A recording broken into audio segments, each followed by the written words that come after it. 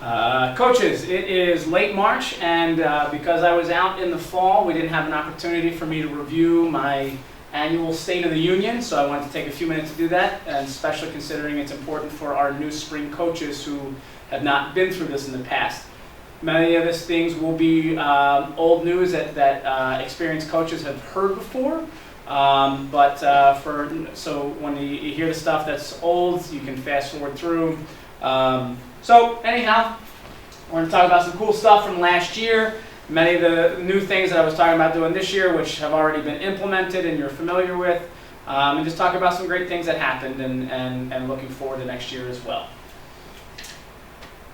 As you know, my main objective for coaches is to be impressive, okay, in every facet of your job, first class all the way, with kids, with parents, your preparation, your on-field interactions with other teams, with referees. Be impressive, okay? You know that with coaching in a public venue, people are watching you. Your job is on display, and how you carry and maintain yourself is important. So please be impressive at all times, and strive for excellence, all right? As I've said in the past, many of you, I'm sure, at some point have been disappointed with your own children's school, your bank, your attorney, a hospital, so remember, we want to try not to only not disappoint people, but we want to be impressive. That doesn't mean everyone's going to agree with us, and we're not going to deal with difficult situations where the people that we're dealing with are wrong. But we have to learn how to manage those conflictual situations in a healthy, productive way, and sometimes it just means appeasing people, and that's okay. We'll work through things. I'll work through them with you as need be. Being cantankerous and fighting with people, that doesn't really gain us anything. So that's something to think about. What do we gain from that? Okay, couple of things. I've talked about, I think, in the past. If you've ever read Unbroken, it's not in the movie, but in the book, Louis Zamperini talks about the impact his high school coach had on him, and that enabled him to survive some of the incredible, harrowing things that he went through during World War II. Really crazy, impressive stuff if you're not familiar with the story. Obviously, I was talking about goals and developing goals, but sometimes that purpose behind the goal is something that you need to talk about as well, and not just the goal itself. I know we're data-driven, but we're also value-based, and looking at the purpose and the value of that goal that you're setting is important, okay? And I just highlighted an example here. Learning how to dribble with your left hand is both a goal to improve basketball, and the purpose is to overcome adversity and develop a new skill. So again, looking at the purpose behind the goals that you set also. These are some of our new hires from this year and even last year. These are winter sports. I should have changed this to put everybody in there, but this is just pretty much from the winter sports. If you're a new coach, you need my phone number, and you need Illinois Bus's phone number. Please text me your name so I have it. There may be a time you need to call me because you're dealing with a difficult situation, a student injury, a parent getting kicked out of the game, you getting kicked out of the game, getting an argument with a parent, a kid walking off, whatever. You need my phone number to be able to call me at times, okay? Some awesome things that happened both this year and last year.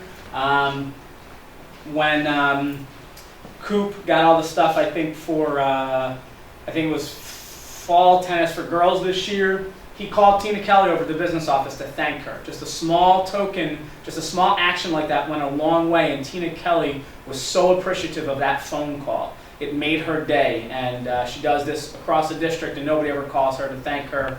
Again, she's doing her job, as we all are, but to every once in a while get a thank you from somebody for doing your job and doing it well is so welcome and so appreciated, okay? Kelly got an email compliment from a parent earlier this year. Again, I wanted to share that with people, wanted to let you know. CPR, I'm really proud of all of our coaches for getting CPR certified over the summer. Many of you did, not everybody, and others are looking to get it done this year, coming up here in April. Please, the whole CPR thing is if you are not certified in CPR and AED usage, you cannot have a practice outside of the time that our trainers here. So you can't go at 6 in the morning. You can't go at 9 at night if you're not CPR certified. The trainer has to be here, or you have to be CPR certified. Okay. Last year, wrestling was the only team to earn sportsmanship award, which is a credit to Jim Craig and maybe to Scott. This year we've got a few more, which is great. My first few years we hadn't received very many votes for sportsmanship, and so very proud of wrestling getting that last year and again this year, and some of the other teams that have gotten it this year as well. Coach Richardson flew last year to Oklahoma to coach Savannah at Nationals. Really talk about going above and beyond. That's certainly an example of that. I thought it was a really classy move of Coach McCormick in girls basketball last year to give flowers to the visiting seniors on our senior night. So we played Richards here at Shepard for our senior night, and Coach ordered flowers for the Richards seniors. So I thought that was a really classy, nice thing to do. Really cool that Coop and Myron take kids to the NCAA tennis championships, and this year, and they've kind of started this thing where they go to a big time college game every year. They just recently went to Northwestern versus University of Illinois. So a very cool experience for our kids. And there are plenty of other examples of our coaches doing great things. And I'm starting to send these emails out on a monthly basis looking for cool things that coaches are doing, some things that people would never know about. And I think we need to celebrate all the hard work and time and all the above and beyond hours that you put in as educators and coaches, such as Coach Lerner and Coach Ochoa taking kids to a food bank, Coach Clifford planning to go to a food bank, but then ultimately decorating the athletic hallway for Baldricks, and there's so many other examples. I want to know about these things so we can celebrate them. All the administration in District 218 needs to hear about all the great things that our staff are doing, because they would never hear about them. A lot of times I don't even hear about them. You just go ahead and do them. So please make sure you're filling me in and providing compliments to your fellow staff, and at times bragging about yourself, okay? I want you to brag about yourself when good things are happening. I want you to go back. Starting the buddy program this year, I kind of put it on here with the HLR basketball going to the cheer championship last year, and we started the buddy programs this year. So awesome, so fantastic. Girls soccer going to the softball game up at the band stadium last year, and this year the boys basketball going to the conference championship for cheerleading. These are great things. It goes such a long way, just that one event. So really make sure that you find a way to pair up with your buddies and get to one of their events, or do something special for them, like the boys swim team did for boys bowling this year and making posters for them. I mean, really, really great things. And again, just the culture of bonding and finding purpose together as a team. One of the articles and the emails I sent out earlier this year talked about that culture. What kind of culture are you creating that kids want to be a part of? You have to think about that. There are kids leaving certain teams to join other things because, for whatever reason, the culture didn't grab them. So if you want to reduce attrition and recidivism, you got to develop a culture that kids want to be a part of. It's part of being a 21st century coach. It's a reality. Sometimes kids aren't just looking to be a part of something because they love it and they want to, work their fingers till they bleed into the bone, but because they're part of a culture that they really appreciate and have fun with. So you got to think about those things. What are you doing? And I've had many conversations with many coaches about this. Let's see, other cool stuff. Here's some great things that happened last year. Foge getting to 300 wins, Chick getting to 200. How many college athletes we had from this, just from the senior class last year. The 5K in Robbins, where the coaches came, and the donation that boys track and field made to the community so they could buy the shirts. I mean, just really great stuff that you all are doing, and I can't list them all here. Again, my goal for this year is on a monthly basis to find out the cool happenings so I can promote them to within our group and to all of our bosses. As I say every year, ask for something from me, okay? I don't have unlimited resources, but this is above your district budget, above your fundraising, above booster. Come and ask me for something that you need, and I'll try and help you with it. It can't be something outrageous. It can't be more than a couple $100, but a couple $100 can go a long way towards a fall league basketball thing, maybe some new equipment, offsetting costs that you have. It's very expensive to run a program with all the great things you're trying to do with kids, such as going to a movie to see the movie Race, like the girls track team did this year. Fantastic stuff. And that's how I know you're crazy busy. Last year when I first started this, Less than 10 teams came to me asking for this, okay? Less than 10 teams. You forgot about it. I don't know. I'm offering free money and people don't come and take advantage of it. That's how I know how crazy busy you are, and I get it. So, okay. So next, let's see. Booster Club, obviously we're making a lot of changes, and you're all very familiar with the changes that we're making with the Booster Club this year, and really for next year. All right, make sure, like I said with the phone call to Tina Kelly, thank the booster parents. All right, even if they're not a part of your team or the parent that represents for you, thank them. They are working really, really hard to make this work. It's a great group of people, and just thanking them goes such a long way. Okay. There's a couple of clips on here. I'll send you this PowerPoint if you want to watch those clips. They're mostly just humorous. All right, as I say all the time, there are certain things that you have to know. I'm currently working on a coach's manual, an in-depth manual with all of this stuff in a PowerPoint. Hopefully the beginning of the year coaches meeting will go away. I will just do a video like this on an annual basis so you can watch it more at your convenience. And then also the coaches manual, which I'll update each year as things arise. But for the most part, I'm trying to get everything in there, get this to the coaches so you have it, and it answers hopefully all of your questions. I say it'll change from year to year just because I'm sure there's certain things that I'm not going to get in this first version, and as things come up, I'll add them, and each year we'll give you an addendum for what those changes are, or give you a whole new thing, and I'll highlight what the changes are, okay?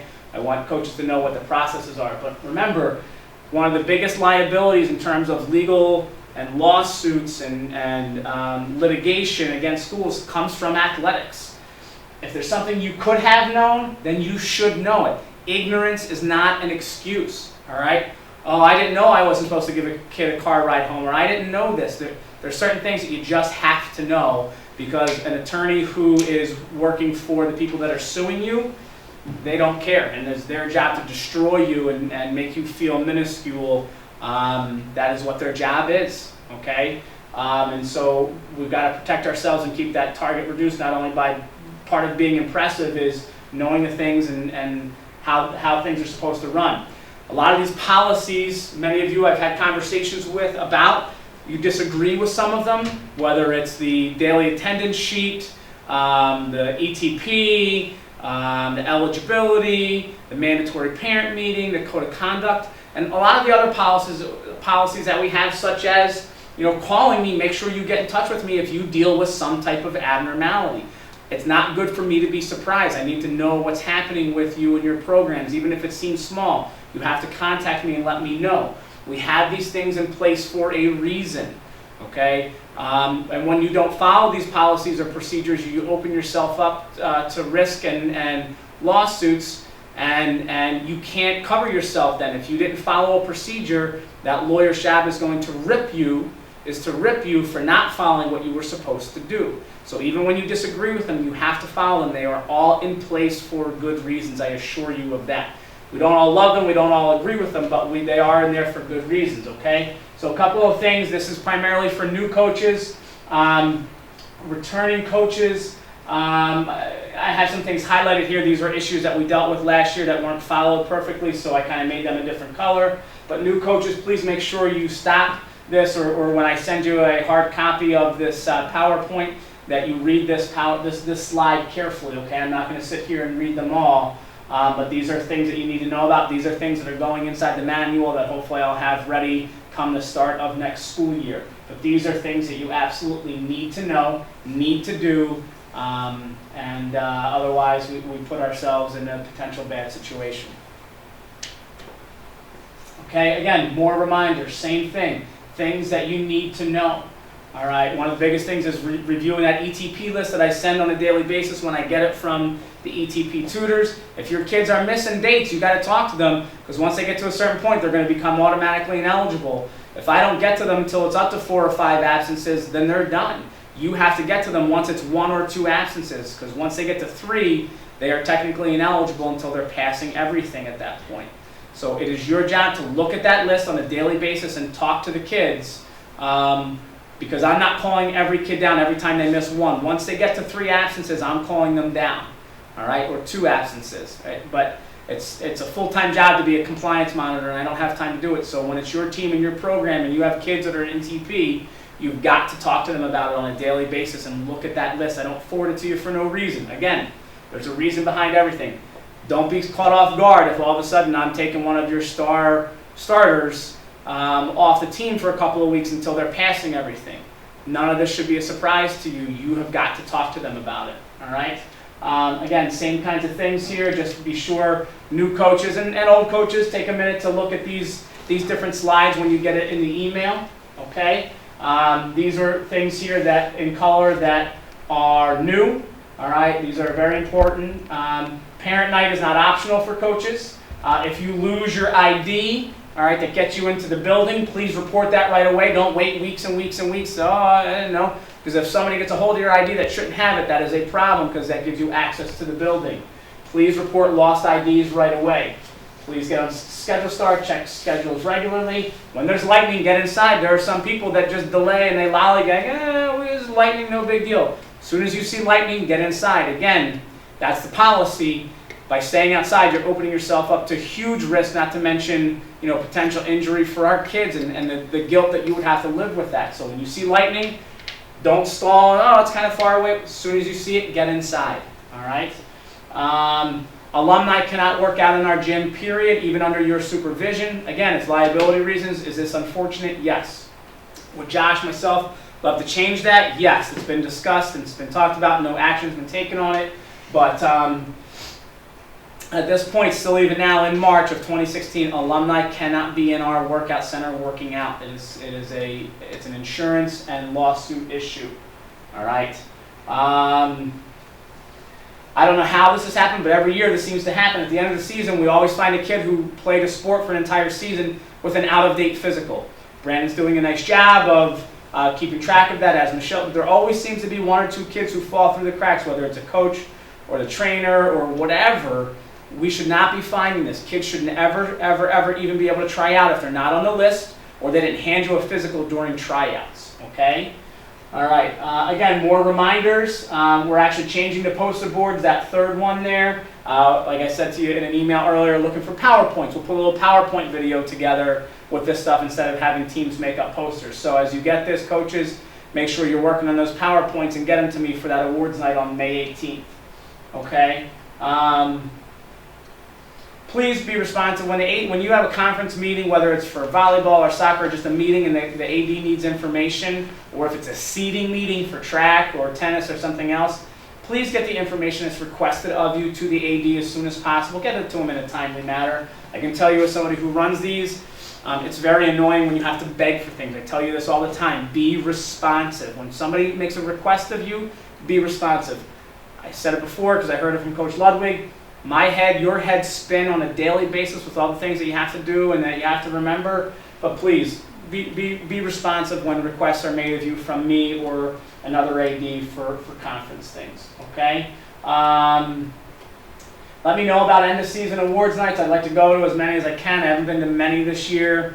It's hard to get to all of them, but it's a good thing to do and I'd like to get there if I can. We've been doing our head coaches lunches meeting, our own little PLC a couple times this year. Looking to have one more before the end of the year. All right, changes.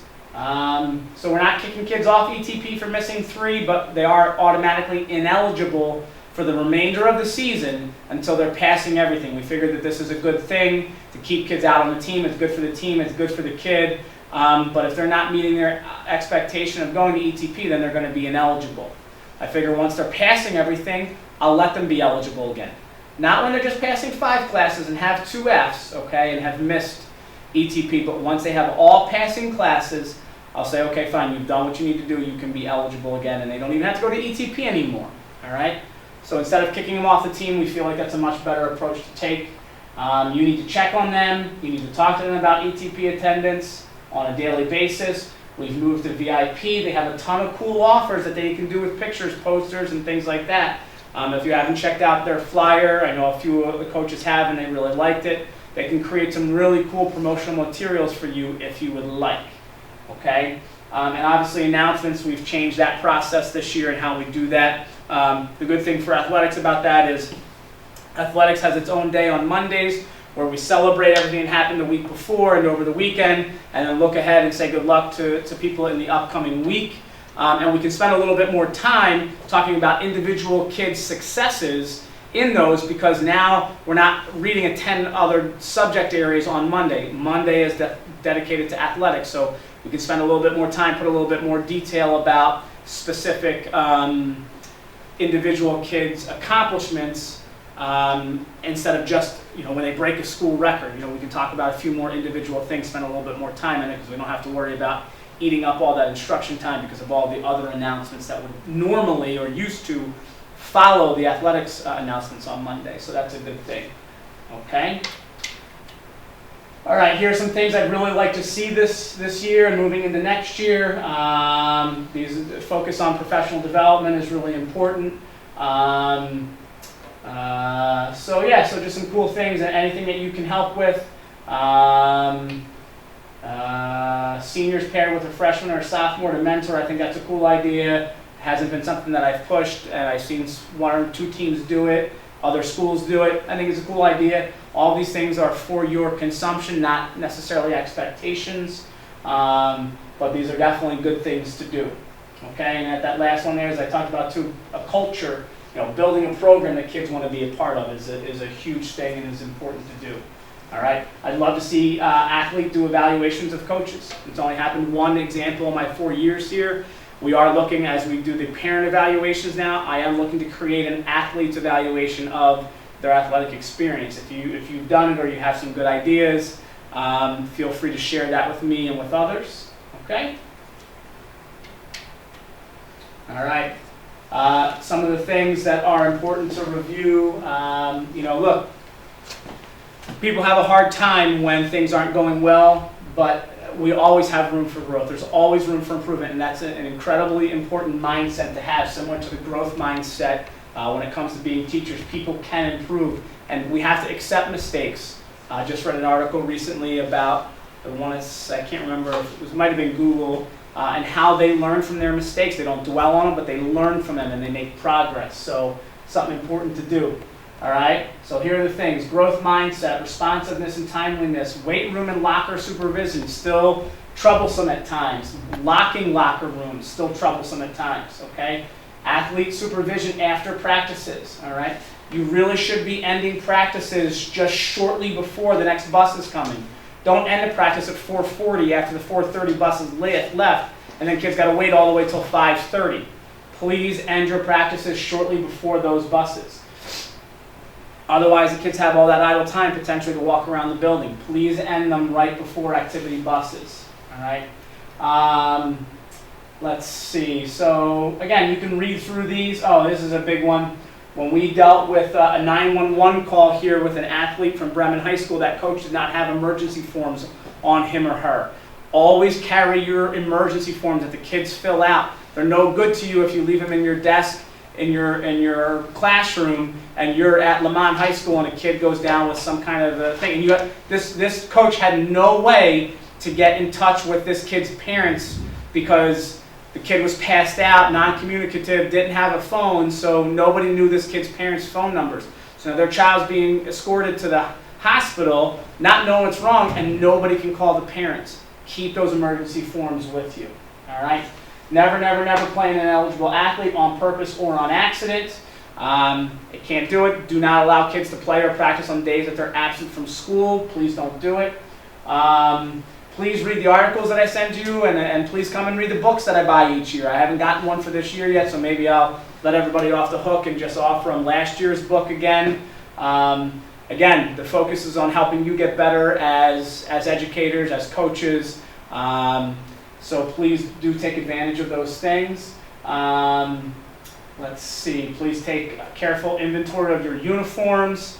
Had issues with coaches not checking it until like the day before their first game and then realizing they don't have enough uniforms. That's a problem. So please keep good track of that. So I think that's it. You guys can read these specifically, okay? So some people seem to understand the eligibility guidelines. The IHSA rule is 1 week.